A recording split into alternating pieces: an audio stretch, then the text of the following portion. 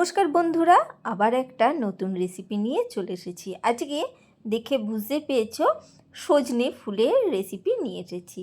একদম অল্প সজনে ফুল দিয়ে একদম দুর্দান্ত রেসিপি হবে। আর এই সময় সজনে ফুলটা খাওয়া কিন্তু খুব ভালো। যদি আশেপাশে গাছপালা থাকে কুড়িয়ে নিয়ে এসে হোক, আর বাজার থেকে কিনেই হোক, সজনে ফুলটা অবশ্যই খেয়ে। দেখো, এখানে আমি সর্ষের তেল দিয়ে দিচ্ছি। তোমরা সাদা তেলেও করতে পারো, খুব বেশি তেল দেবো না, অল্প পরিমাণে তেল দেবো। ফুলগুলোকে কিন্তু আমি ধুয়ে পরিষ্কার করে নিয়েছি। এখানে একটু কালো জিরে ফোড়ন দিয়ে দিয়েছি। কালো জিরেটা একটু ভাজা হবে, সেইখানে আমি একটু কাঁচা লঙ্কা দিয়ে দেবো। যে যেরকম ঝাল খাবে সে সেরকম ঝাল অনুসারে কাঁচা লঙ্কা দেবে। সেটাকে একটু ভেজে নেব। একদম নিরামিষভাবে সিম্পলভাবে করেছি। নানা রকম সজনে ফুলের অনেক রেসিপিই করা যায়, আমি মাঝে সাঝে এইভাবে করি। গরম ভাতে কিন্তু দারুণ লাগে, একদম দুর্দান্ত লাগে। লঙ্কাগুলো একটু ভাজা হচ্ছে, আর এখানে দেখো সবুজ ক্যাপসিকাম টুকরো করে কেটে রেখেছি। একটু ওই মাঝারি সাইজের একটা ক্যাপসিকাম কুচি কুচি করে কেটে রেখেছি, দেখতেই পেলে সাইজটা। সেইটাকে একটু নাড়াচাড়া করব। আর আমি জানি আমার বন্ধুরা তো পুরো রেসিপিটাই দেখে শিখিয়ে নেয়, কারণ না শিখলে তো সেটা করা যাবে না, তাই না? আমরা সবাই শেখার জন্যেই জিনিসগুলো দেখি। দেখো, সেই জন্যে বেশ ক্যাপসিকামগুলো মিডিয়াম ফ্লেমে কিন্তু ভাজবো। লো ফ্লেমে ভাজবো না, মিডিয়াম ফ্লেমে ভাজবো।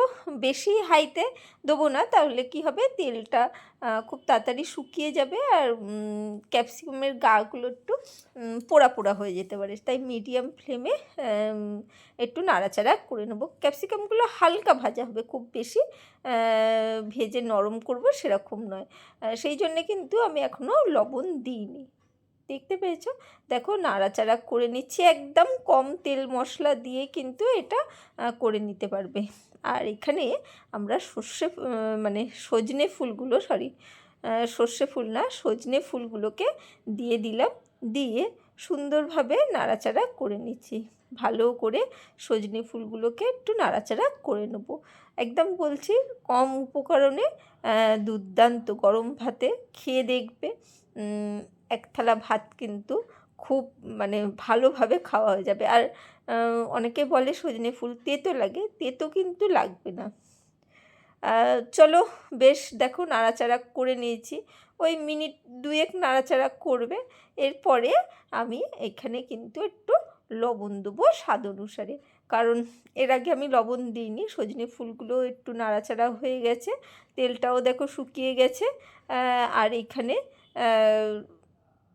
ক্যাপসিকামগুলোও বেশ নরম হয়ে গেছে। আর এখানে দিয়ে দিচ্ছি একটু ওই পোস্ত, গোটা পোস্ত গুঁড়ো অল্প সামান্য পরিমাণ দিয়ে দিয়েছি। দিয়ে ভালো করে কিন্তু নাড়াচাড়া করে নিচ্ছি। ভালো করে মিশিয়ে, পোস্ত বাটা ফাটা কিচ্ছু লাগবে না, একটু শুধু পোস্ত ওই যে গোটা পোস্ত থাকে সেই পোস্তই কিন্তু দিয়েছি। এই যে এবারে একটু লবণটা দিয়ে দিয়েছি, পোস্তটা একটু ভাজা করে নিলাম, ঠিক আছে? ভাজা করে তারপরে আন্দাজ করে একটু লবণ দিয়ে দিলাম, কারণ এবারে দেখো ক্যাপসিকাম ফুল সবটাই কমে গেছে। তাহলে এবারে লবণটা দিলে কি হবে, পরিমাণটা ঠিকঠাক বোঝা যাবে। সেই জন্যে এই শেষের দিকে লবণ দিয়েছি। আর তোমরা যদি চাও তাহলে অবশ্যই একটু চিনি দিতে পারো। চিনি দিতে লাগেনি আমাদের, কারণ চিনি ছাড়াই কিন্তু এটা করে দেখো, মিষ্টি ছাড়াই ভালো লাগবে। এইভাবে একটু নাড়াচাড়া করে নামিয়ে নেবো। শুকনো ভাতে গরম ভাতে খেয়ে দেখবে দুর্দান্ত লাগে। কেমন লাগলো সেটা কমেন্ট করতে ভুলো না। আজকের জন্য টাটা, বাই বাই। আবার দেখা হবে অন্য কোনো দিন। লাইক কমেন্ট শেয়ার করতে কিন্তু ভুলো না। আর যারা লাইক দিতে ভুলে গেছো তারা অবশ্যই ঝটপট লাস্টে কিন্তু লাইকটা দিয়ে দিও। চলো, আজকের জন্য টাটা, বাই বাই। আবার দেখা হবে অন্য কোনো দিন।